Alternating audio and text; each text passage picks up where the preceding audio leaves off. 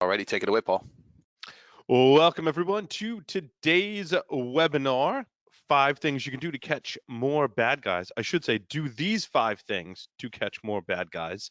I'm, of course, Paul Asadorian with Security Weekly, here with Doug Burks, the founder and CEO of Security Onion Solutions. Doug, welcome. Thank you, Paul. It's always a pleasure. Glad to be back. Yeah, thanks for doing this. This is great. You kind of get really like an hour of like free training to work with there is a free version of Security Onion. I use and love Security Onion, as I've told you when you've come on the shows in the past. So this is going to be a lot of fun, and everyone will get the slides, the video, all of the materials. We try and capture what's put in Discord because there's usually some good content and tips in the Discord channel. And towards the end of the broadcast, we're going to ask a trivia question. The first person to put the correct answer in our Discord server, Security Weekly Discord server, securityweekly.com/Discord, go to the webcast channel. We will ask the question live on the air. First person with the correct answer in the Discord channel. Doug, you're gonna have to send me somehow the correct answer, or pop into our Discord server and be the judge on this one. Doug and I, we prepped well in advance for the question. Well in advance. Wink, wink, nudge, nudge. So we do have a $100 gift card to hackerwarehouse.com. If you've not been to hackerwarehouse.com, it is amazing. The kinds of cool and fun toys, gadgets, electronics, and all the things you need to, whether you're a pen tester or whether you're like, hey, I want to play around with an RF spectrum analyzer. They have that. So cool stuff. So Doug, over to you, doing the 5 things to catch more bad guys. All right. Thank you, Paul. Again, appreciate the invitation to be here. Always a fun time hanging out with you and your crew and your audience. So last time we were on the show, we kind of talked about, Security Onion 2, what it looks like these days. And we started talking about doing this session, which is kind of, a little bit more advanced. It's, beyond just installation and configuration. But once you have Security Onion deployed to your enterprise, what are some things that you can do to be more effective in catching bad guys? So for those of you who aren't aware, just a little bit of brief history of Security Onion. So in 2008, I started Security Onion as a free and open platform to help you peel back the layers of your enterprise and make your adversaries cry. See what I did there? Mm-hmm. In 2014, I started Security Onion Solutions as the company to provide hardware appliances, training, and professional services. And in 2020, we released Security Onion 2, which is the first kind of ground up rewrite of our platform since that original platform in 2008. And so Security Onion 2 brought with it lots of new features, more powerful, more scalable, more reliable, including our own web interfaces for alerts, whether that's your network-based IDS alerts from Suricata or your host-based IDS alerts, web interface for hunting. We all know and love threat hunting and realize the importance of that, and full packet capture as well. So we're very proud of the web interfaces that we built, and to be able to kind of build that streamlined interface where all these kind of pieces fit together to form a more complete puzzle.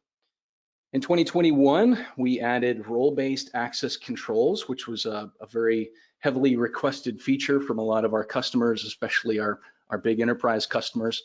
We improved support for elastic clustering, and we also simplified our pivoting to CyberChef. That's one of those great tools that we all know and love that makes it really easy to deal with things like base64 encoded, gzipped blobs and things like that. So it's Doug, nice to be able to have that. I had a question about that, and I meant to email you, but now that I have you here, we were talking on Paul's Security Weekly show about CyberChef and how it's hosted by GCHQ, correct? And you build a version into the Security Onion. Is that a local copy in Security Onion, or is it hosted off of GCHQ? It is a local copy. Okay. And I thought so. one of the things that we do in Security Onion is we make sure that for our air-gapped users, they have a first-class experience, which means that we have to make sure that everything works, even if you have no internet connection whatsoever. Mm. So that means that specifically for CyberChef, we actually install a full copy of CyberChef directly into Security Onion, and so that way, no internet connection required. Sweet. So in 2022, we just released about a month ago version 2.3.100, which includes our new cases interface for native case management. Again, kind of going with the theme of Security Onion 2, including our own interfaces for alerts, hunting, and PCAP. This really takes it to the next level where you can kind of work your entire investigation and all of the details of that case being stored natively in Security Onion console. And we're going to talk about that more a little bit later in this presentation. But we're really proud of that. We worked really hard on that, and we're glad to get it out there and let folks use it. And in addition to that, we have MFA and more features coming soon. So a lot of folks have asked for multi-factor authentication, and so that's going to be in 2.3.1.10, which is coming very, very soon now. Spoken like a true product manager. Very soon. Yeah. Well, you know, it's funny. We actually had planned for version 2.3.1.10 to have been released in time for this particular webinar today. Sure. And so originally these slides said MFA available now, go and check it out. But you know, as with most releases for most kinds of software out there, at the very last minute, we found a bug. And Yep. rather than releasing buggy software, we said, okay, we're going to circle the wagons. We're going to fix this issue. And it's going to take us a few days, but you know, we're not going to release software until it's ready to go. So, you know, it is what it is. You're familiar with those kind of pains, but Oh, yeah. you know, it's important for us that our customers and our users have a good experience with our software, and so we do lots and lots of testing, whether it's automated or manual or both, for every single release. And it's very important for us to make sure that it's good and solid before we throw it out there to the rest of the world. All right, so my prerequisite slide here is that this talk is going to assume that you do have some kind of experience with Security Onion, and hopefully a modern version of Security Onion. As I mentioned in the last slide, we recently released version 2.3.100, and some of the things that we're going to talk about today are kind of requiring that particular release. So for those of you who have not installed Security Onion recently, a good way to get started is to follow our first time users guide. This is a specific page in our documentation which walks you through the easiest kind of installation that you can do. You download our ISO image, you answer a few simple questions, and you can do this in a minimal virtual machine. And a few minutes later, you're up and running, and you can run so import PCAP to import PCAP files, or you can run so import EVTX to import EVTX files. Doug, just an observation and then a question. So if you have like a local installation of Security Onion, you want to get that updated. If you haven't updated it in a while, because like Log4j was one thing. And again, it's not like Doug's code, right? You include a lot of different components, and some of the different components had Log4j, and we talked about that on the show. So make sure you update. And my question is, what are EVTX files?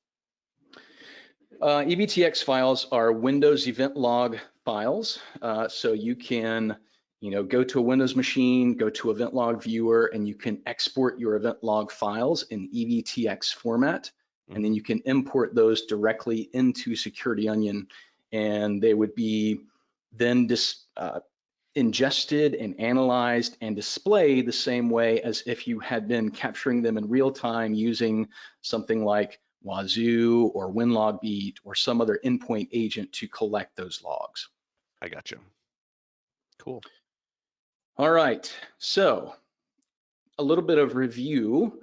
So, you know, we kind of start this presentation with the premise that, okay, you've You've done your deployment of Security Onion, and so you're collecting network traffic from a tap or a span port, which means then that Suricata is analyzing that traffic and it's generating NIDS alerts. And then you're also collecting network metadata using your choice of either Suricata or Zeek. And that same engine is also doing file extraction, so extracting any Windows EXEs that are transferred in clear text. And then those files that are extracted are then analyzed by Strelka. And then we're also doing full packet capture using Google Stenographer. So if you are collecting network traffic from your tap or span port, these are the kinds of data that you're collecting today. And in addition to that, as we all know, more and more of our network traffic is encrypted these days, and that's why endpoint visibility becomes more and more important as time goes on. And so that's why it's important for us to collect endpoint logs using an endpoint agent like OS Query or Beats. And I've tried to include as many different links to our documentation as possible throughout this presentation. We've worked really, really hard on our documentation, and we want to make sure that we point folks to the appropriate documentation pages. So in addition to those endpoint agents, if you've got Windows hosts in your environment, and let's face it, who doesn't have Windows endpoints in your environment? You want to also deploy Sysmon, which is going to give you amazing telemetry for those Windows boxes. And those Sysmon logs are going to get logged to a specific event log, and then your endpoint agent can pick that up as well. So you're bringing in all these logs, and then maybe you also have other devices in your environment where you can't just go and install an agent. And so maybe you're going to collect standard syslog from your firewalls, switches, routers, or maybe even NetFlow as shown in the screenshot at the bottom here. FileBeat does have a native module to ingest NetFlow logs. And there's lots of other modules built into FileBeat, so you can leverage those modules. We make those available to you. And so, you think about all the thousands of different kinds of data and logs and different types of telemetry that you can collect from every single little corner of your enterprise, bring that all into Security Onion, and that kind of sets the stage for this presentation today. And Doug, I think there's differences, like OS Query has some different functionality than Sysmon, but you're also using Beats to grab the Sysmon to send it to Security Onion, is that correct? That's correct. So in terms of collection, there's really kind of three main endpoint agents that we give you a choice of. So you can use Wazoo, you can use OS Query, you can use Beats, and all three of those can collect logs off of endpoints, bring those over to Security Onion where they're ingested and analyzed. But Sysmon is something totally separate, and Sysmon, because it's a great sysinternals utility by the great Mark Russinovich, it's very, very small, it's very, very minimal. It does its one job in life, which is it creates all of this amazing telemetry into what's happening in the guts of the Windows kernel and logs that to the standard Windows event log. But it doesn't have any native log shipping or log transport capabilities.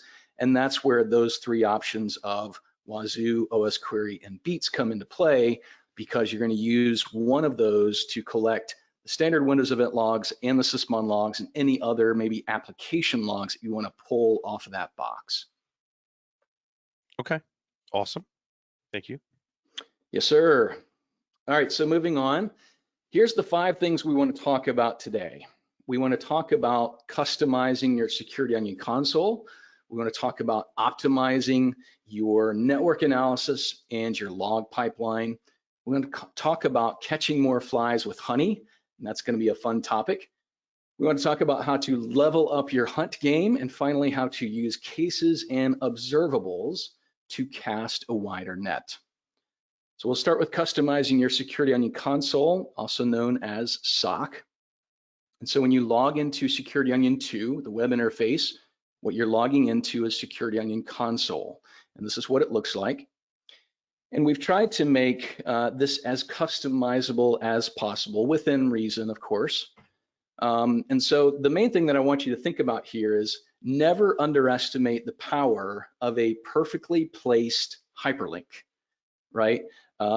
This section may seem simple, it may seem trivial, but if you think about some of the common things that you do, and maybe that's I highlight an IP address and I right click and I copy, and then I create a new browser tab and I go over to my favorite internal search engine to look up this IP address.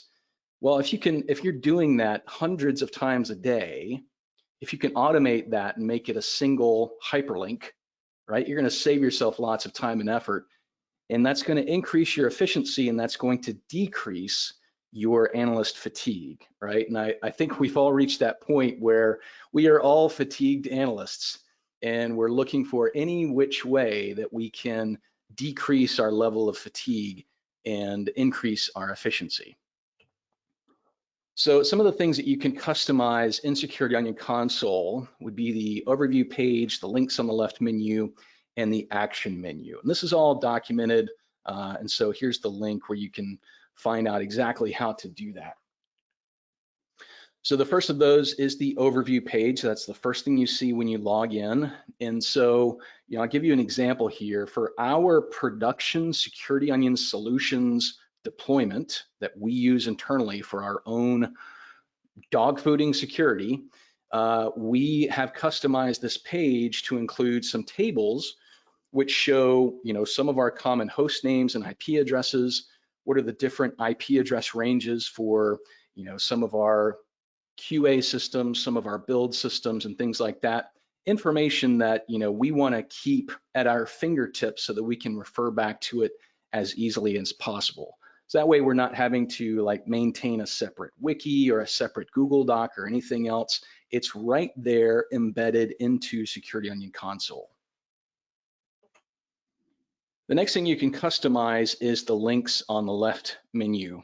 And so I'll give you an example here. We were talking to a prospective customer recently, and they were like, one of those tools at the bottom there, our users simply aren't going to use it. So can we just remove it? We're like, yeah, absolutely. You just go into this one file, you update your list of tools, and it's gone. No big deal. In addition, of course, you could obviously add your own tools as well. So if you have your own favorite kind of internal web pages that you want to be able to have one-click access to, you can certainly add those as well. And finally, in terms of customizing SOC, we have the action menu. And this is what comes up, it's kind of a context menu. If you click on an IP address or a domain name inside of our alerts or hunt interfaces, you're going to get this context menu. And on that context menu, you have an actions submenu, which is fully customizable. So you can add your own links to that. You can see out of the box, we have links for Hunt, CyberChef, Google, and VirusTotal. You might add things like Abuse IP DB. You might add things like Team Cymru, or whatever your favorite websites are, whether they're external or internal. You add those, and that gives you one-click access to be able to send, any particular indicator, whether it's an IP address or domain name or any other field value that you come across. You can instantly send that wherever you want it to go.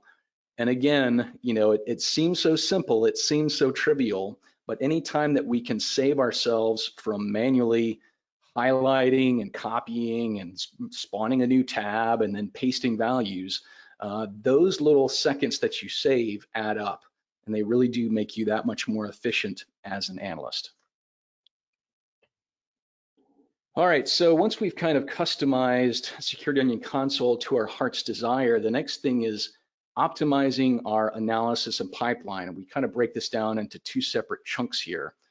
The first is the network traffic analysis. And this is kind of what we were talking about before when we talked about Suricata and Zeek and things like that. Those are very CPU intensive processes. We want to make sure that they're as efficient as possible so that we're not dropping packets.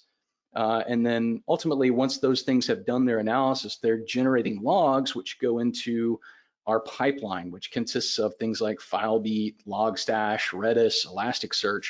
We want to make sure that whole pipeline is operating as efficiently as possible as well. So we'll start with the network traffic analysis piece. This is important to, number one, avoid packet loss for sensors, right? If you have packet loss, you're missing attacks, you're missing bad guys. You can't catch more bad guys if you're dropping packets. And second, as we talked about before, we want to decrease that alert fatigue for our analysts. You know, we kind of talked about it as kind of generic analyst fatigue earlier, but specifically when it comes to things like Suricata NIDS alerts, on any enterprise network, you're going to have hundreds, if not thousands of alerts per day. And that's very easy to become overwhelmed by as an analyst. So we want to make sure that we're doing everything in our power to avoid that alert fatigue. So the first thing we can do is Berkeley packet filters, or BPFs. This is a great way to filter out traffic that you simply want to ignore. And so you can make that global, where it applies to every single sensor in your environment, or you can make it node specific if you have one specific sensor that you want to apply it to. We do have a very comprehensive page in our documentation. You simply go to docs.securityonion.net/BPF, and that will get you there. And so, you know, this one slide, if there's like one sort of most bang for your buck in this entire slide deck, this might be it. If you haven't already applied this particular BPF right here, you might want to consider this, right? The idea here is that traffic on port 443 is most likely encrypted. For about 99.9% of that traffic, it's going to be encrypted. You might have, you know, some clear text traffic on 443, but more often than not, it is encrypted. And there's really no reason that you want to save that as full packet capture, because it's going to have limited value and it's going to be wasting space on your disk. And so you apply this BPF to Stenographer. That's our tool that we use for full packet capture. And the BPF is not port 443. We just exclude all port 443 traffic, and you're going to save lots of disk space, and you're going to save lots of disk IO, and that's going to make your sensors much more happier. And you still get the header information, Doug, from something like a Zeek? That's correct. And that's the beauty of, you know, the way that these BPFs are granular, right? We're only applying the BPF to Steno itself, which means that Zeek is still going to see the traffic, Suricata is still going to see the traffic. So you're still going to process all your IDS signatures against the traffic. You're still going to get all of that, as you said, the header information, the metadata, you know, so you can still go into our hunt interface, you can still look at SSL records, and you can still see every single SSL connection that went out. You're just not recording the full packet capture for the connection. Yeah. That's awesome. So this is, you know, again, if there's one slide in the deck that it's the most bang for your buck, you know, you add 3 lines to one config file, and you can make a drastic difference in your deployment. Now, the flip side of that is Zeek gets deployed on there's a question from the audience, and he was like, wait, where is the Zeek data coming from? That's on your network, you call it something different, your forwarding node. It's on your forwarding node. Correct. For a distributed deployment, you have a forward node, which runs Zeek, Suricata, Stenographer. Those are monitoring your network traffic that's coming from the tap or span port. And so, you know, that's really where all this stuff is happening in a distributed deployment. In a standalone deployment, obviously everything's on one box, but you know, typically for enterprise deployments, we recommend distributed deployments, breaking those boxes out and really dedicating them to specific jobs. All right, next up is really kind of tuning the rule set, right? Because out of the box, if you're using the emerging threats rule set, you're talking about thousands and thousands of rules, many of which are quite noisy. And, you know, so many organizations may go in and they may disable the entire info category, they may disable the entire policy category. It just depends on your organizational security stance. But you know, we've got a documentation page on this. You go to managing alerts, and we also have a YouTube video as well. So you can see that in the screenshot there. And so you simply run SO rule disabled, and you put in the SID of the rule that you want to disable, and it writes all the configuration on the back end and disables that rule for you. And again, this goes a long way towards avoiding that analyst fatigue. Yeah, especially in larger networks. With our smaller network that I'm monitoring, I'm like, yeah, I can deal with it. Like a little bit of noise here and there. Sometimes there might be interesting things in that noise, but you get into larger networks, and yeah, you just can't do anything. Again, that alert fatigue. You're absolutely right. I mean, on my home network here, I run basically the entire rule set. Yeah. I do very little tuning, and for my home network, that's no big deal. But when we go into our customers, all it takes is a few minutes of running that full rule set, and it's a full fire hose of alerts coming at you, right? Hmm. So that's really kind of one of the very first jobs that you need to do in an enterprise environment is tuning that rule set to something that's more manageable for your analysts in your environment. So once we've done that, once we've tuned our BPFs and our rules, we need to take a look and see if we still have some packet loss. If we do, we probably need to adjust our workers. And what this means is that for both Suricata and Zeek, they can spin up additional workers to help sustain additional amounts of traffic. And so, we try to be as intelligent about this as possible when doing the installation. So we look at the number of processors in your box. We do some rough math to figure out what's kind of the optimal spread between Suricata and Zeek and other processes that have to run. But you may still have to fine tune this based on how much traffic you're actually throwing at that sensor. And especially if you have a box that has multiple physical processors, you need to be very aware of NUMA domains. And this could be a whole talk in and of itself, but the idea Hmm. is that, if, let's say you have two physical processors, CPU number one and CPU number two, they are each their own independent NUMA domains, and your network interface card is bound to one of those CPUs, one of those NUMA domains. And so if you are running workers on the other CPU, the other physical CPU, and your traffic is having to cross that NUMA domain, then that's creating performance problems, right? So it's very important that you have multiple physical processors, that you keep your workers within the same NUMA domain as your network interface card, and that will greatly increase your performance. So you're talking about physical processors, not cores or threads, correct? That's correct. So if you Gotcha. have one physical processor, and let's say it's an AMD EPYC and it's got tons and tons Hmm. of cores, that's really no problem because that's one NUMA domain. But if you have Hmm. two or more physical processors, that's where the problem comes in. You have to be very Mm. careful about those NUMA domains. So once you get Zeek packet loss to where it's acceptable, the next thing you have to check is Zeek capture loss. We get a lot of questions about this one. And so if you have Zeek packet loss at 0, but Zeek is reporting capture loss, what that usually means is that you have packet loss upstream of your sensor, meaning you're actually dropping packets at your tap or span port. A lot of times you'll see this if if you couldn't afford a tap and you had to go with a span port and that particular switch gets overloaded, it's going to start dropping packets towards that span port. So you have packet loss at the span port, and then when Zeek sees that, it says, oh, I missed some packets here, but it wasn't because Mm. Zeek itself was dropping packets, it's because it realized something else upstream dropped the packets.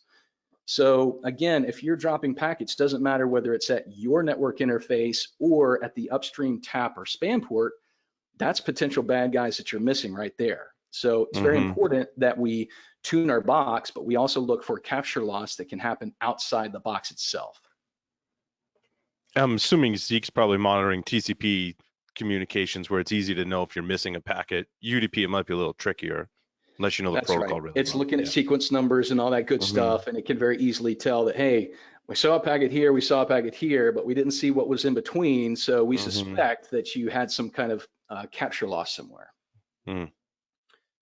So once we've kind of figured out our network traffic analysis piece and gotten that optimized, now all of those logs are going into the pipeline. We want to kind of optimize that as well. So again, we want to avoid dropping logs. We want to keep our analysts happy by keeping the queries snappy, right? That's a silly little slogan, but it's important, right? Because you and I both know that if we log into some web interface somewhere, I'm not going to call any commercial vendors' names, but if I log into a web interface to go and search for logs and it takes me 10 minutes, 20 minutes, 30 minutes for a query to return, I'm going to go grab coffee and I'm never going to come back, right? Hmm. So it's very important to keep those queries running as quickly as possible to keep the analysts engaged and to help avoid them losing the context of the battle that they're facing right then in that moment. Yeah, and you're right, Doug. It interrupts your flow, right? That's right. Because you've got this process in your brain, like I want to go here, look at this, this, this, and this, and I want that piece of data. And if it stops, you lose your flow. I know it's a very kind of prolific term or whatever you want to call it, but yeah, there's something about flow. Yeah, I think that there's a great point there, and I think it kind of goes back to, I believe, the early days of like the PC revolution, like in the early 80s when PCs were getting off the ground. There was this thing, and I think it was called the Doherty threshold, and it was this Hmm. idea that if a person was sitting at the keyboard and they were typing stuff in, and it took more than, let's say, half a second for the computer to respond, then that person, their mind started wandering and they started thinking Yeah. about doing something else, and they were multitasking over here, and they Hmm. lost the attention of the computer. And so I think that's a great analogy for where we are as analysts and defenders. If our queries take too long to respond, we have that same kind of a mental threshold. We start trying to multi-process and do other things, and ultimately we kind of lose the plot of what we're trying to do in the first Right. place. All right, so let's optimize our log pipeline, and what that might mean is that for Elasticsearch, we might have to adjust our heap size or our shards. Again, we've got comprehensive documentation about that. And we may also need to adjust our log stash pipeline as well. And another thing that folks have asked for a long time that we just released in version 2.3.100 is more redundancy in the pipeline. And so, for example, if your manager were to go down, if you had this new receiver node option, then you'd have more redundancy in your pipeline, and your logs would keep on flowing even if your manager went down temporarily. So that's a new feature in 2.3.100. Check that out, and it helps you to build a much more resilient distributed deployment. And so, Doug, can you have multiple receiver nodes that are simultaneously collecting from your forward nodes? Yes, we have not placed any limits on the number of receiver nodes that you can Mhm. have. I'm sure there's some kind of a theoretical limit Sure. somewhere, but we haven't imposed any kind of a limit. And so, you throw additional receiver nodes out there, and so the way that works is your forward nodes are going to have load balanced outputs. So they're Yep. essentially going to say, here's my collection, here's my list of outputs that I'm going to try to send to. I'm going to round robin between them. And then your search nodes on the Hmm. back end, they're going to have load balanced inputs, right? So they're going to round robin between all of those receiver nodes and your manager. And so that's going to keep your logs flowing to make sure that you don't have a single point of failure. And the search nodes are obviously smart enough to know, like, hey, I got that log from here. I don't need to go get it from the other receiver node or whatever, right? They're just Well, and the way that it should work is that there should not be duplicates of logs anyway, right? hmm. So a log that gets generated on a forward node, it's going to round robin between all the receiver nodes, but it's only going to send to one location. So the first Hmm. one that it checks, it tries to connect to, if that send is successful, then that's where that log is going to go. So there should not be duplicate Mm, logs. nice. All right, so our next topic for today is to catch more flies with honey. And so Chris Sanders did some great research and wrote a great book on intrusion detection honeypots, and worked very closely with Josh Brower on our team. They gave a joint presentation at our Security Onion conference last year about this idea of the intrusion detection honeypot and how we could integrate it directly into Security Onion. And that's coming really, really soon in version 2.3.110, the version that we were hoping to release this week, but should be available sometime soon. But with your distributed deployment, you would simply add a new node and you choose this IDH option. And that IDH node can mimic many different services. So we've got some standard presets available, or you can totally customize whatever honeypot ports you want to publish out to your network. Now, it's very important that I emphasize here that the idea of an intrusion detection honeypot is that you would only deploy this on your internal network. We're not Mm. talking about putting a honeypot out on the big bad internet. That's going to be a bad day for lots of folks. So you deploy this on your internal network, and then the idea is this box just sits there. It doesn't have any real data on it, and it just listens on a few ports. And if any attacker manages to gain a foothold inside your environment and starts scanning the internal network, they're going to hit this box. They're going to find some open ports. And the second those ports are touched, it's going to generate alerts automatically. So that's what that would look like. In your Security Onion console alert panel, you would have SO IDH alerts. We see one there for SSH login attempt. We see FTP login attempt, HTTP proxy, and TFTP requests as well. So all this stuff is very simple to set up. It's just another node type, and it's very minimal resources because it's not really analyzing any traffic like using Zeek or Suricata. It's not having to store a whole bunch of information. So you can build an IDH node with very minimal resources. So, think about if you're a large enterprise, you could deploy lots of little IDH nodes around every single subnet of your enterprise, and you'd have a very nice early warning system for what's going on in your enterprise. All right. Next topic is leveling up your hunting game. So we do have our own hunt interface in Security Onion. And for that interface, we kind of developed our own little query language that we call Onion Query Language, OQL.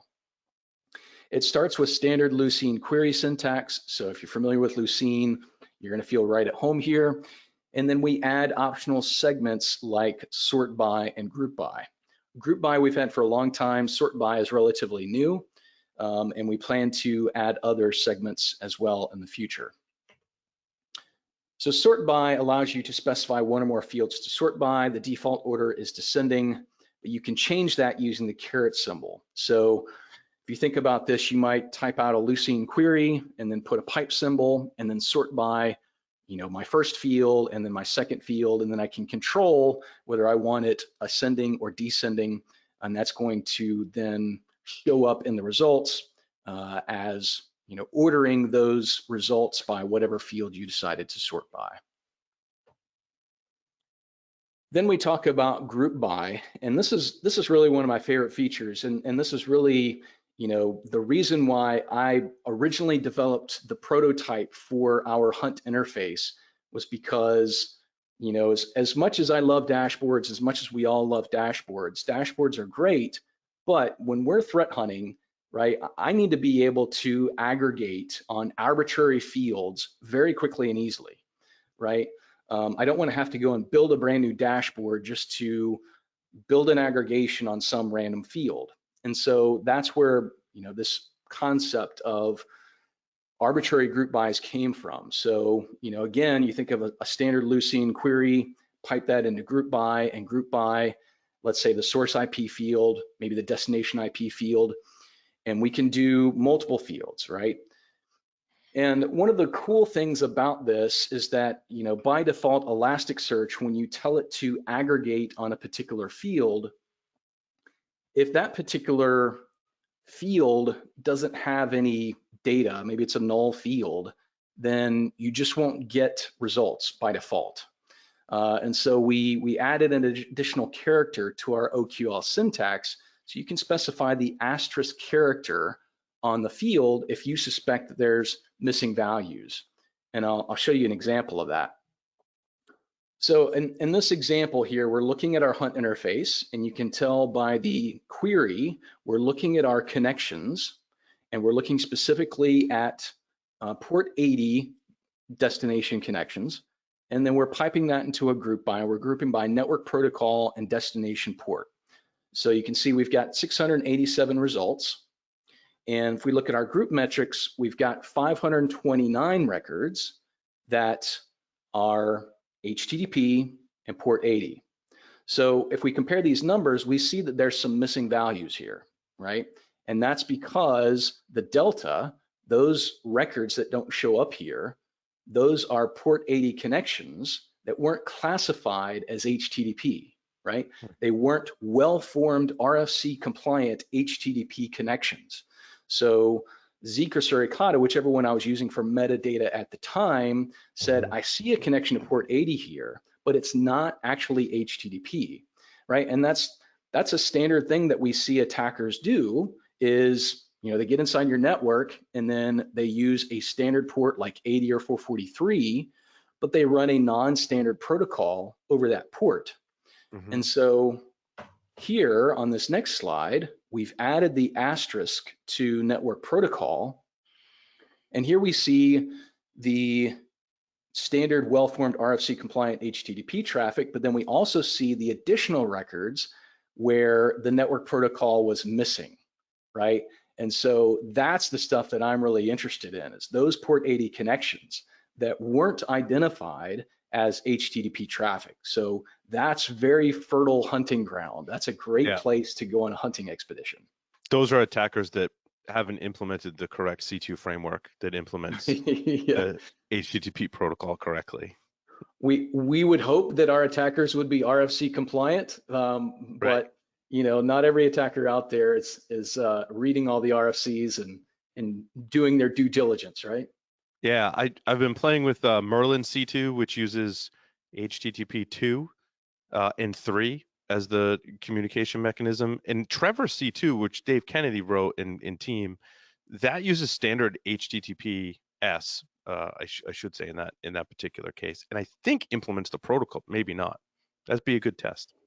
Yeah. And that's just a great example. I mean, one of the things that we've been doing over the past few months is taking Brad Duncan at Malware Traffic Analysis. He does Mhm. these PCAP samples of real in the wild malware. Mhm. And so we'll take his PCAPs from his site and we'll run them through our software using SO import PCAP. And in Mhm. a lot of those, we see examples of, Windows machine gets compromised and there's custom traffic going out port 80 or 443, and so Mhm. you would think that, most attackers would be using something that looks more like real traffic, Right. but there's still a lot of examples out there in the wild today Mm. where, you run this simple query and all of a sudden you're seeing interesting things in your environment. Of course, that doesn't mean that every single one of these that you look at is going to be malicious stuff, right? There's plenty of Right. legitimate Right. traffic out there that's just not RFC compliant, but it's a great place to start looking. Absolutely. Well, and there's lots of attackers out there and lots of different skill sets of all these different attackers. And it depends on where they get their tools from too. So you're right, Doug, it's a good place to start. Yep. All right. Next up is using cases and observables to cast a wider net. As I mentioned earlier, in version 23100, we rolled out our new native case management functionality, and it's creatively called Cases. We spent a lot of time coming up with the name. We thought Cases fit kind of nice. So um, we really set out to build a case management suite which was specifically designed for incident response and was well integrated with all of our other tools. I think we've all kind of used some case management tools in the past, which may have been sort of generic IT ticketing tools. They weren't necessarily designed for incident response, but we really set out to change that and to make this one really custom fit and tailored to our needs and desires as incident responders. And so you see a screenshot there of kind of the main interface of cases, where you can create a case, you can add comments to it going across the top here. We can store attachments, we can capture observables. As we're looking through alerts and hunt, our other interfaces, we can very easily escalate logs directly into cases and either start a new case or add them to an existing case. And then finally, we have a history tab. So you have an entire audit log of everything that's happened for that particular case. So if you need to go and refer back to an old case, or if legal comes to you and says, we need all of the evidence everything that happened, full chain of custody for this incident. You've got all of the records right there. So how does this kind of deal with casting a wider net? Well, let's think about the workflow. I mentioned before that if you're in our alerts interface or our hunt interface, we made it one click to escalate a log directly to a new case or an existing case. Once you've escalated that event, you go into the case, you can open that event, and then let's say you've got an interesting IP address or a domain name or some other kind of indicator. It's one click to then turn that into an observable. You've captured that as an observable, and from there, it's one more click to do a hunt across your entire enterprise for that particular observable, right? So it's kind of a systematic and structured way of working your cases. And I think we've all worked cases where as we started working the case, we didn't fully wrap our arms around the full scope of the investigation. You thought maybe it was just one machine that was compromised, but then, maybe you were a few hours or maybe a few days into the investigation and you realized, oh crap, there's a lot more compromised machines here. This attacker actually had a foothold on 5 or 10 machines. And so, identifying the scope of the investigation is so critically important. Using that kind of integration between observables and hunt is really going to help you, especially in the early stages of that incident response, to fully scope that incident and make sure that you're seeing, any evidence of that attacker's IP space or any other IOCs, wherever they may exist across your entire enterprise. And furthermore, then you could periodically query for those observables using either a last alert or playbook. And so now you've got the machines doing the hunting for you, right? So if that attacker ever shows back up again, you're automatically going to get alerted for it, right? So again, it's all about like completing that life cycle and bringing it all full circle and making sure that you're asking the right questions, that you're getting a full view of your entire enterprise, and you're constantly monitoring your environment for those indicators. Once you've determined that this is an observable, that's something that you can keep on monitoring your environment for moving forward. And that's so important, Doug, because so many times in investigation, I'm like, oh, it's only like these hosts right here.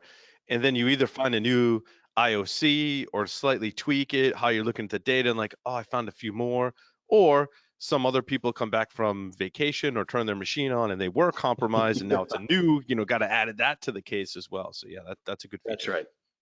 That's right. So here's a screenshot of the observables tab. We've got a few different observables.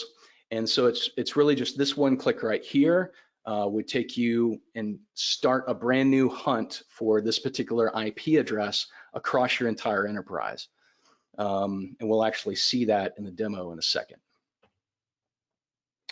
So let me flip over. Do we have a hard stop at 2? We do not. Okay. There was a question. Can you put the honeypots feature, Doug, on a Raspberry Pi?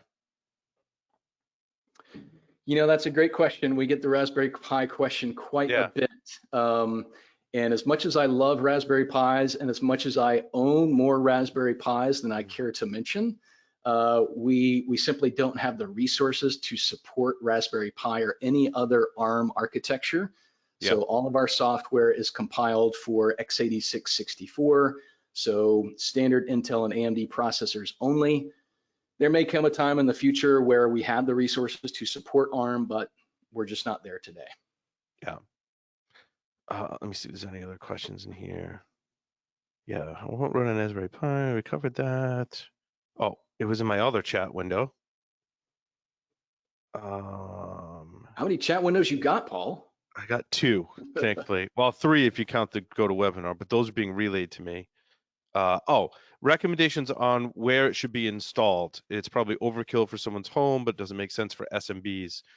So like, where do you install these various components, Doug? It's a great question, and it's one that we get a lot. We actually had this question pop up on our discussions page just the other day, so thinking about your typical home network, all right, you've got your cable modem or DSL router, whatever your internet gateway is, it connects you to the ISP. You know, typically you want to figure out where your NAT boundary is, right? You may have that NAT boundary built into that customer premise equipment provided to you by the ISP, or hopefully you have kind of your own firewall that you manage yourself.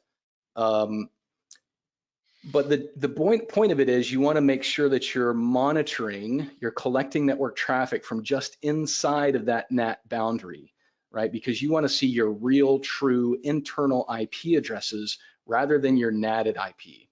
And that's a common mistake that folks make. You know, for whatever reason, they put the sensor on the outside of the firewall, on the outside of the NAT boundary, and then they say, well, you know, why is everything showing up as this one IP address? Well, it's because it's the NATed IP. So we need to make sure that we are monitoring just inside of that NAT boundary. You know, so you may need to figure out how to span a port on your switch, or maybe you purchase, you know, again, for a home user, you might purchase an inexpensive tap like a dual com tap or a shark tap. These are things that are 50 to 100 bucks. You insert that into your network between your firewall and your main switch, and now you're collecting traffic just inside of that NAT boundary. And that works great for home networks and for, you know, small organizations, small networks. As you start to move up, of course, you need more enterprise tap solutions, but placement is always a big deal, regardless of the environment. Do you integrate with canary tokens? Have you had that question before, Doug? Well, actually, the intrusion detection honeypot that I mentioned earlier actually leverages canary tokens. Okay. So, sorry, it leverages Open Canary, and that's by Thinkst, the organization. And so they did a lot of the heavy lifting for how to build that intrusion detection honeypot. And so we kind of wrapped that in our own services and our own salt stack management and orchestration and stuff like that. And so it's the honeypot mimicking services and then generating logs that go into our backend. And then we have our alerts that look for that kind of traffic and then generate the alert. So to answer the question, yes. Cool. All right, why don't we go ahead with the demo? All right, let's flip over here. All right, so I've got a virtual machine here running Security Onion version 23100, and I have imported a PCAP, and I've imported some EBTX files from a real modern piece of malware. This is a piece of malware that's in the wild from a fairly recent time. And so we've got network visibility and host-based visibility as well. So we're going to kind of talk about some of those things that we talked about in the presentation and try to demonstrate them from a practical standpoint. So we're logged into Security Onion console. We're looking at the alerts page. We've got several alerts here. So one of the things we talked about in the presentation was tuning, right? And so if we look at the very first line here, we see that we have 100 instances of this alert in the info category. One of the things that I talked about earlier was, you know, tuning that rule set and the fact that many organizations may disable the entire info category or the entire policy category. And this is an example of that. You know, some of those info rules may just be too noisy, right? This isn't that big of a deal for this small amount of traffic, but if this were an enterprise network and I had hundreds or thousands of these firing constantly, that's nuisance. That's a nuisance alert, and that's just going to result in alert fatigue for me as an analyst. So I would want to tune this particular alert. So I'd simply figure out what the SID is, go and run SO rule and disable that particular SID, and I never have to worry about it again. Now the remaining alerts are pretty interesting. A lot of these are in the hunting category, and a lot of these have to do with executables. And of course, anytime I see a Windows exe fly across my network, I'm always interested in it. So, let's start with this particular Windows exe alert. So when I drill into it, I can open it up to see all the fields inside of the Suricata alert itself. And I get to see some of what's going on, but this is not full packet capture. This is not the entire TCP stream. So I get just a glimpse of what's happening. But if I really want to see that entire TCP stream, of course, I need to go to full packet capture. And to do that, we're going to use that context menu and that actions menu that we talked about that's customizable. You could add your own options here. But in this case, I'm going to choose PCAP. That's going to go to my PCAP store. It's going to find that TCP stream. And then it's going to show me packet by packet that entire TCP stream. So I can switch this to an ASCII transcript to make it a little bit easier to read. This is like if you're going to Wireshark and you do a follow TCP stream, this is what it would look like. So here I can see that we do an HTTP GET request to a bare IP address. There wasn't actually a host name associated with this HTTP request. The web server says, okay, and here comes the response. But I can't actually read what the web server responded with because this has been gzipped. So one thing that I might want to do is figure out what that gzip response was, what it actually looked like. So one way to do that is if I go back to hex, let me just copy or highlight this part of the stream, and we'll send that directly into CyberChef. Again, one of our favorite tools for doing decoding and analysis work. In this case, this is hex dump. So we're going to say from hex dump, and that's going to clean it up a little bit. But now what I need to do is I need to strip off the HTTP headers. So I'll run strip HTTP headers, and I'll It's like, do what that did we again. do before CyberChef? It was a huge pain in the Yeah, butt, right? right.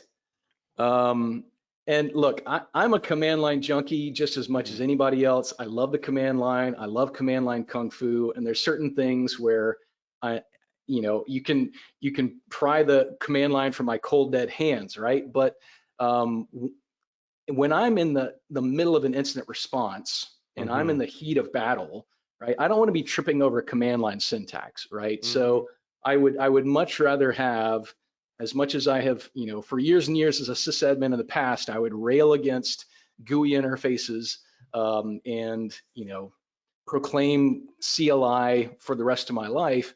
But there definitely are strong and valid reasons to be able to leverage this kind of stuff in an investigation. So once we've stripped off the headers and we've gotten down to the gzip itself, notice that CyberChef is very helpful and displays a magic wand, which tells me that it's detected that this is a chunked HTTP response. So if we click the magic wand, it's going to dechunk it. And the magic wand appears again and it says, okay, here's gzipped information. We can automatically apply gunzip or gunzip and strip HTML tags, and it will produce a result. So that's what we get. You found me. Please click here, mediaplayer.exe, request for quotation, RFQ196.zip. So already we're getting the warm and fuzzies that there's Mm. something strange afoot here, right? So that's kind of the first step in this investigation. But then further down in this stream, beyond the gzip, we actually do see a GET request for an exe file. And the web server does respond with, this program must be run under Win32 and the old familiar MZ file header. So it does appear to be a Windows exe. So again, we could send the stream over to CyberChef. We could use CyberChef to extract that exe. We could use it to run strings on that. So for example, let's just send the entire stream over to CyberChef. And because there's multiple HTTP transactions in this one stream, what we would end up doing is running strip HTTP headers a few times until we actually get down to the exe part.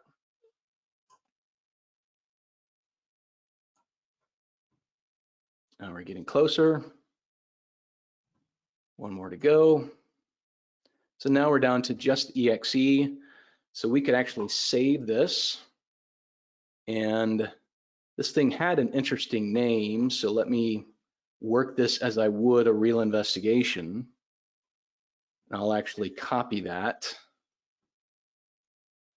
and save it as that.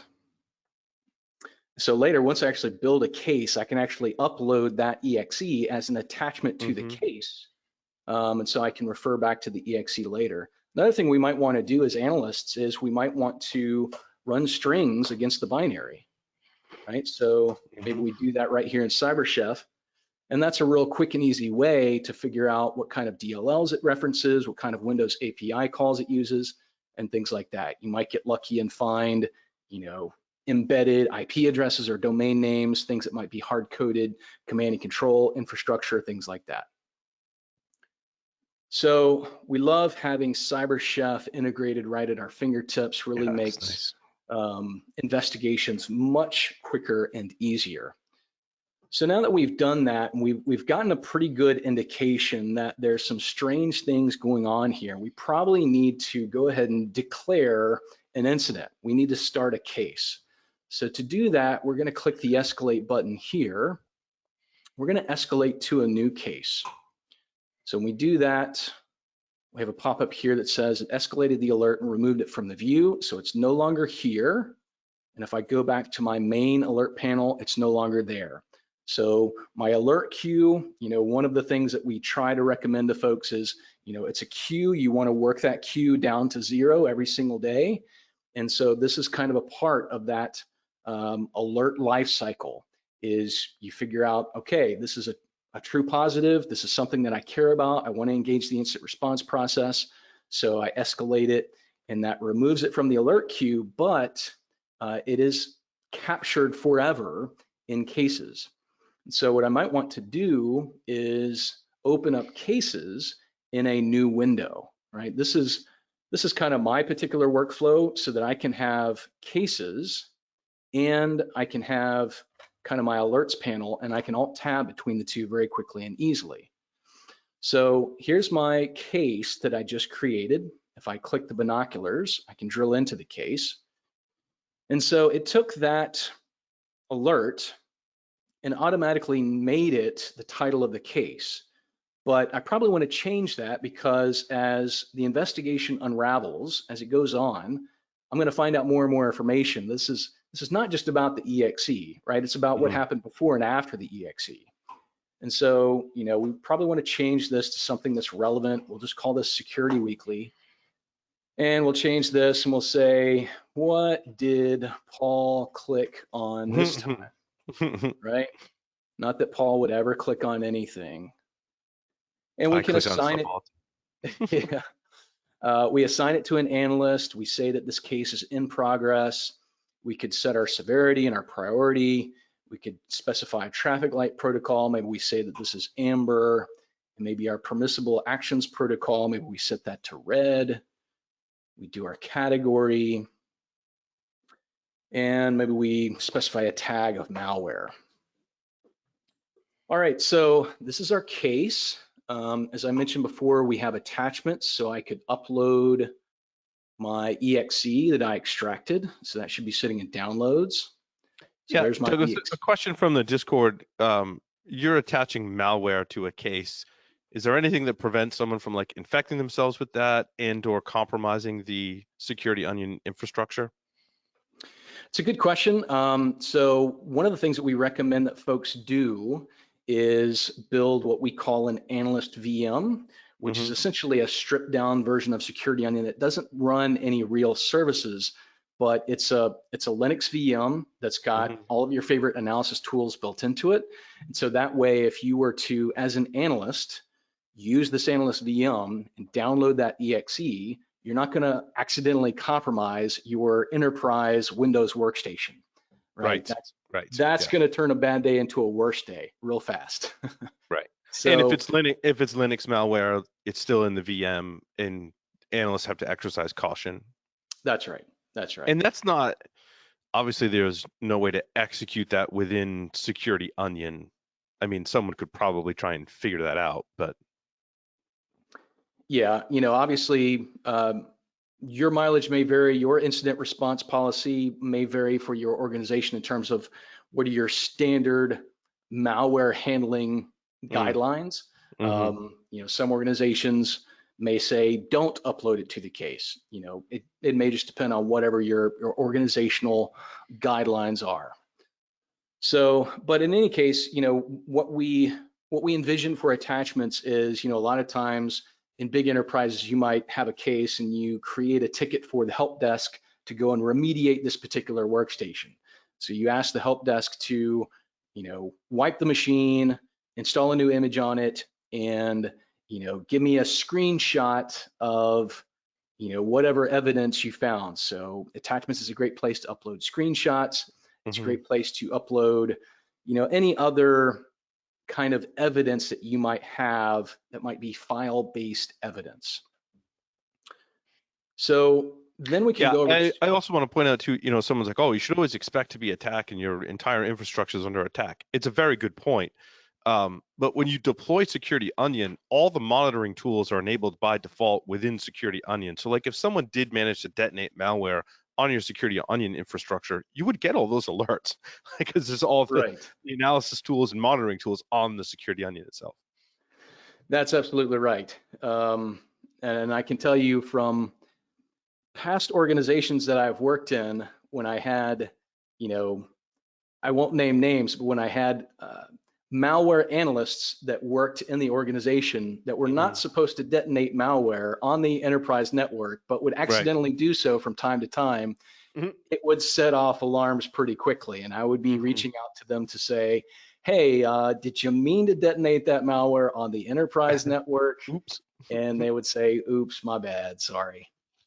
So yeah, that's good times. So on this events tab, this is where we see that alert that we escalated to create the case.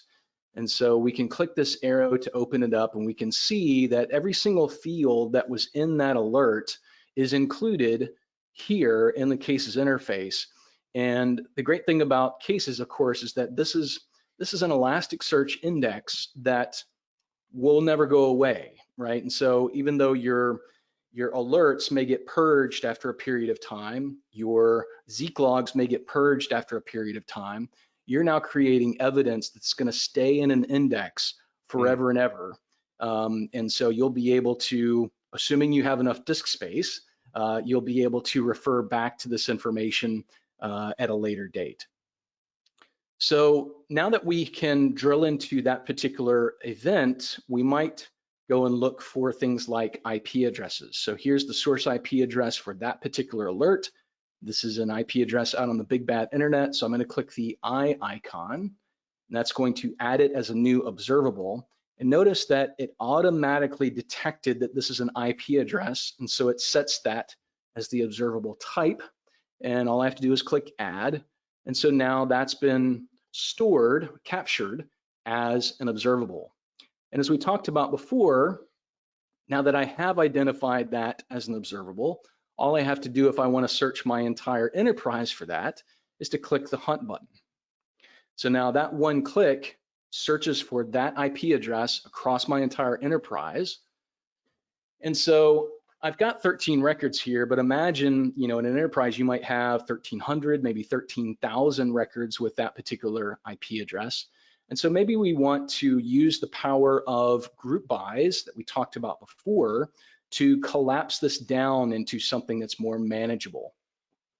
So let me drill into this event, and I'm going to group by event module. And then I'm going to group by event data set. And I'm doing this using the mouse, but of course you could go up here to the query bar and you could type this in manually. So if you prefer the command line, we kind of have a command line interface built right into Hunt. So that then, after grouping by those two fields, event module and event data set, makes it very clear to see what kinds of data we have matching that IP address. We see that we have some Suricata alerts, and that's what really started this whole thing. We have some Zeek logs for the connection itself, the HTTP transactions, the files that were transferred over those HTTP transactions. But then we have something that's interesting, and that's the sysmon log down here. So as I mentioned before, this VM has network traffic and it has host-based logs as well. So we took a piece of malware, we infected a Windows box, and we collected all those Windows logs, including the sysmon logs we talked about earlier, and the great telemetry that those sysmon logs provide, which includes this file create stream hash. So if I click on that and click include, that's going to filter my search. We see down here that the process executable was chrome.exe. So the user was running Chrome, they were surfing the web. Paul clicked on a link, not that Paul ever does that, but he clicked on a link and he downloaded an exe.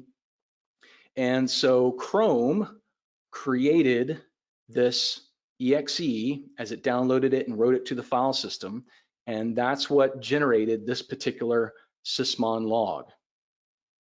And that's just amazing right there. I mean, that's what most analysts are after, Doug, right? Is like there was some network traffic, kind of suspicious. There, it downloaded a file. I traced it back to this workstation, and Sysmon told me it was this binary that downloaded. Like it's amazing.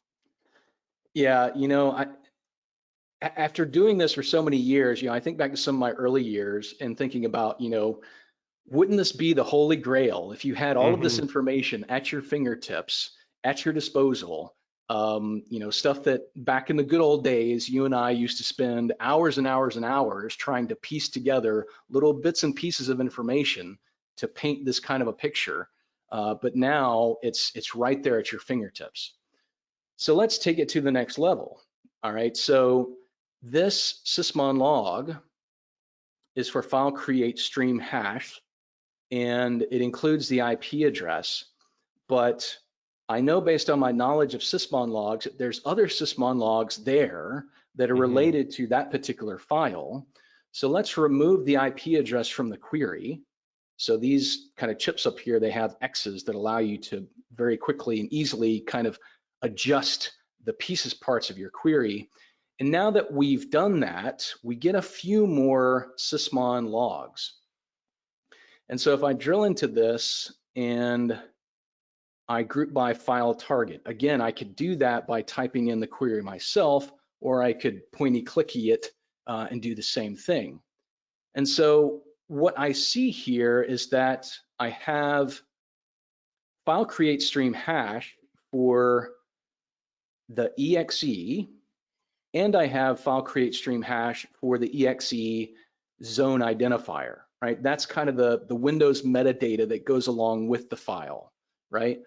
So what happens if I then say hunt for this file name? And again, kind of thinking about our new case management interface, we had extracted that exe, we had uploaded the exe into cases. We might create an observable that's the file name of the exe, right? That might be something that we might want to capture and alert on in the future. And so, but what we immediately see here, just doing a search across our enterprise for that exe, we see that there's a whole bunch of sysmon logs that include the name of that exe, and they're in different categories. And so, again, think about the power of group bys. This is 342 logs. If I had to go through 342 logs one by one, ain't nobody got time for that. And so that's why grouping by arbitrary fields really kind of helps us out in the realm of threat hunting. And it helps us to organize our investigations, honestly, because what I can do here is I can say, I want to take each of these event data sets and spawn a new browser tab, because those might be different kind of rabbit trails that I go down as part of my kind of hunting process. So maybe I might do this, spawn a new tab, do this, spawn a new tab, and keep on doing this for each of these until I have one tab for each event data set. And then once I have that, I go to my first tab, and this is registry value set. Okay, so this is we're setting a registry value. And so if I look at this field, again, using the power of group bys, there were only 2 records here, but if there were 20 or 200, right, group bys would help me kind of do some data reduction to make it a little bit more manageable for my mere mortal mind. And so here I can see the registry values that were set. We can see that there's one for the EXE, and we see this one also has to do with the EXE as well. So again, we start to see all of the side effects of Paul clicking on this link and downloading and running this piece of malware. We see that it creates some registry values. Then we can look at our process creation logs, and we see not only process creation for the EXE itself, but we also see PowerShell. And that's interesting, right? So let's drill into that. So if we look at process.command line, we see PowerShell running with this long blob. Mhm. So if I highlight that and copy it, where might we go to decode that kind of a base 64 blob? I was gonna say it looks like base 64. Yep. As it turns out, that is base 64 indeed. And so if you kind of squint your eyes, you can make out that we are getting a list of shadow copies. And for each of those, we're deleting them, right? This is a common tactic of ransomware to go and delete the volume shadow copies so that you are at the mercy of the ransomware authors because you ain't got no backups in your shadow copies. So again, the plot thickens. Because we were able to look at our sysmon logs and we see PowerShell doing this thing, we now have more evidence of what's happening behind the scenes. Let's go to our next tab, file create stream hash. We already saw that, so maybe we don't need to take a look at that. Next, we have file create. So let's drill into one of these, and we'll go to file target, and we'll group by that. So now notice that we have a whole bunch of files called something, something, something, readme.txt. That same file is being created in a bunch of different directories. So if you think about the way that ransomware works, right? It deletes your volume shadow copies, and encrypts all your data, and then it leaves a ransom note on your desktop and in all your favorite folders so that you'll see the ransom, right? And that's exactly what's happening here. So then we can go to network connection. And again, these are just the network connections that are being spawned by this one EXE. This is not the network connections from the Windows machine. Generally, this is just the network connections spawned by the EXE. I have 159. I don't want to go one by one through 159 connections. So let's group by destination IP and let's group by destination port. So now we get a little bit more easy to digest output here that shows me there's a whole bunch of IP addresses that we're connecting to over port 443. And again, that might be well-formed RFC compliant HTTPS traffic, or it might be some random protocol just going outbound on port 443 simply because it's allowed through every outbound firewall in just about every single enterprise that's out there. But the point of it is, you know, within just a few clicks, we see all of this evidence that's happening based on this one EXE. And, you know, we could then capture all this evidence, including DNS queries. So we go down here to this, we group by the data query name. And here's all of our DNS queries being generated, again, just by this EXE. And so we could start escalating this evidence up to cases and capture those as observables. You know, so you click this, you attach it to the Security Weekly case, and then when you go back to the case and go to the events tab, that DNS query is now an event. And we can now go into here and we could capture that DNS name as an observable. That's now classified as an observable. And again, you could start a new hunt for that particular domain name and see if there's other places in your enterprise where that might show up. It might show up on a different machine, it might show up on a different subnet of your network, or whatever the case may be.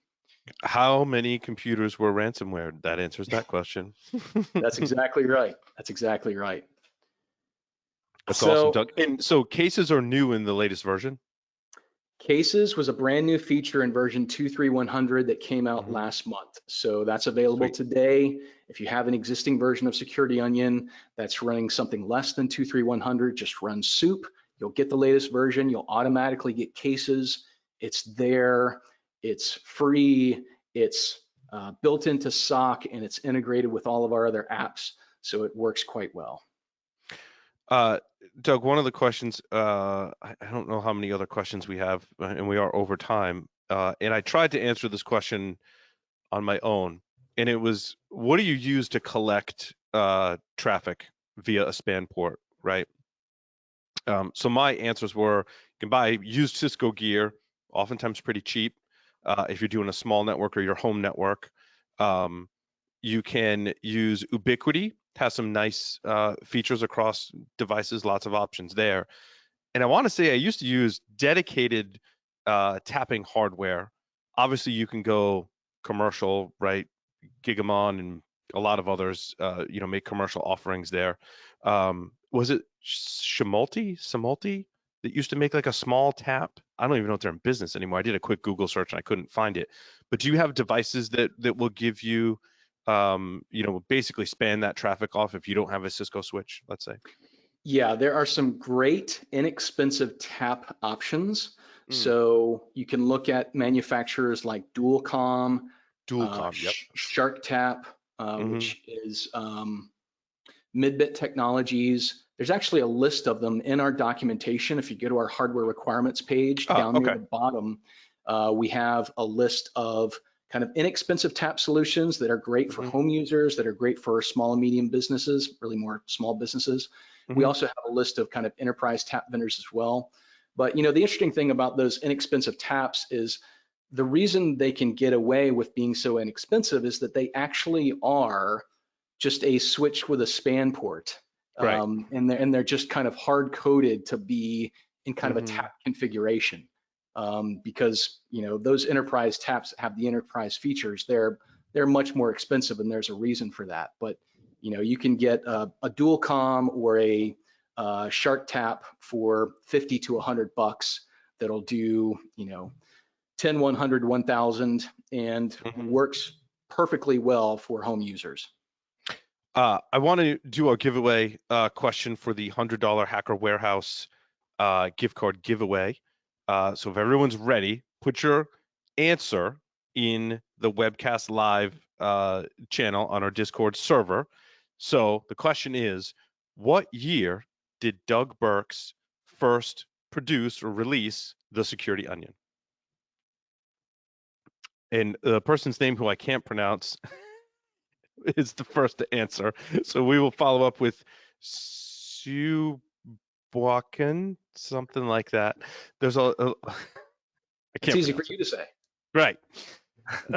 2008 is the correct answer, and we do have a winner. So we'll work with you to send you a $100 Hacker Warehouse. I don't know if Hacker Warehouse has taps. I didn't look. I meant to look. Good I question. thought they might. There are all kinds of cool gadgets on there. So. And Awesome. one last question, Doug, before we conclude the broadcast today.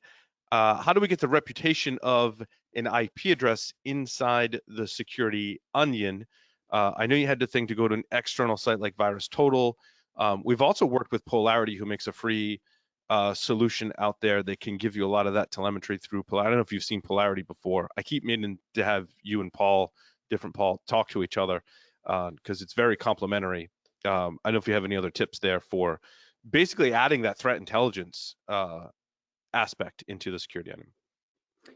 Yeah, so certainly, as you mentioned, you can add your own options to the actions menu, and Hmm. that could be to some sort of an IP lookup site on the internet, whether it's Abuse IPDB or Team Cymru, or there's lots and lots of kind of intelligence sites out there.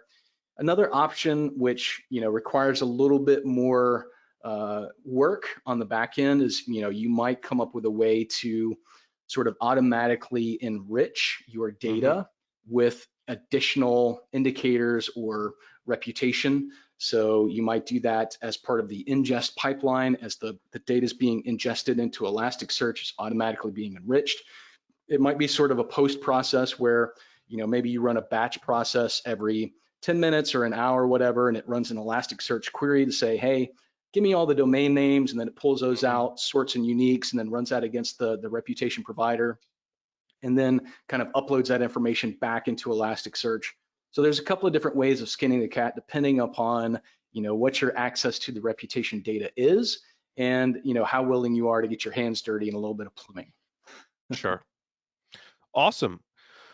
Well, Doug, thank you so much for today's broadcast. I know we went a little over time. I'm actually thinking of making these an hour and a half because it seems like we need an hour and a half for a lot of these webcasts. So thank you very much. And you've got a discount code for your training, right? Because Security Onion is free, and you keep the roof over your head via training and consulting on Security Onion as well. You should. Yeah, the way that we keep Security Onion as a free and open platform, the way that we support that is through training, professional services, and hardware appliances. And we do have a training class coming up, and you can register for that through March the 9th. We have a 10% discount code for you. That's Tech Talk -10 off. So if you go to securityonionsolutions.com/training, you click on that particular class, that's the March class, you put in the promo code, you'll get 10% off of that class, and we'd love to have you be a part of the class. Awesome. Doug, thank you so much. Thank you, Paul. Appreciate it. Thanks everyone for listening and watching. We'll see you next time.